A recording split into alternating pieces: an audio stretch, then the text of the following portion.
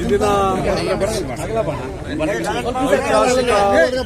ಐತಿಹಾಸಿಕ ಕುರುಗೋಡು ದೊಡ್ಡಬಸಪ್ಪನ ಜಾತ್ರೆ ಇದ್ಯಾವುದು ರಾಜಕೀಯಗೋಸ್ಕರ ಮಾಡೋದ ಇದಲ್ಲ ಪಾದಯಾತ್ರೆ. ಹಂಗಾಗಿ ಕ್ಷೇತ್ರದ ಜನತೆ ಪ್ರತಿ ವರ್ಷ ಸುಖ ಶಾಂತಿ ಆರೋಗ್ಯ ಐಶ್ವರ್ಯ ಸಮೃದ್ಧಿಯಿಂದ ಎಲ್ಲ ರೈತಾಪಿ ವರ್ಗ ಅವರಿಗೆ ಒಳ್ಳೆಯದಾಗಲಮ್ಮ ನಿಟ್ಟಿನಲ್ಲಿ ನಾನು ಕಳೆದ 4 ವರ್ಷಗಳಿಂದ ಪಾದಯಾತ್ರೆ ಮಾಡಕತ್ತೀನಿ.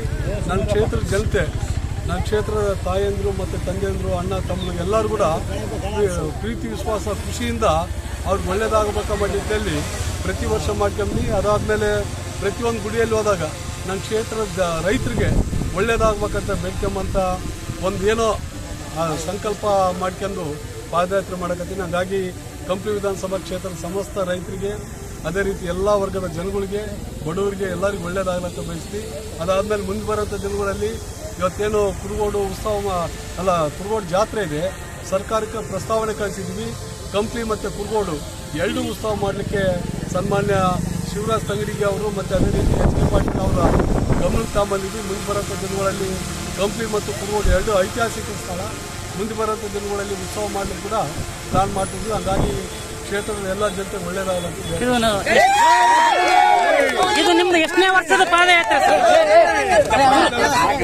4ನೇ ವರ್ಷದ ಪಾದಯಾತ್ರೆ. ಇದು 4ನೇ ವರ್ಷದ ಪಾದಯಾತ್ರೆ.